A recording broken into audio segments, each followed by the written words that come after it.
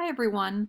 What I'm going to show you here is how to stretch handmade paper, which is fairly thick, across some steel frame.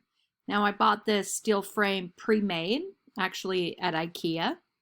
And then I found this really nice handmade paper at art store, and you can find all sorts of really beautiful handmade paper in art stores. And so what I want to do is I just use Elmer's white glue directly from the tube, and I stretch it all the way across a line, just one at a time. And then I don't pre-cut a piece of paper.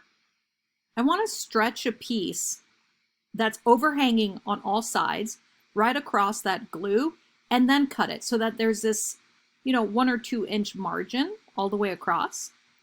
And then I really press down across the line and then also just kind of stretch it out so it's as tight as possible. And by stretching it out, I'm just going around the edges and pulling outward. Once it's really pressed down and the paper is sort of saturated and wet from the glue, then I can rip one edge and then slowly go around and just rip it off all around. And it's really important that you rip this and allow those fibers in the paper to be the edge rather than a cut edge.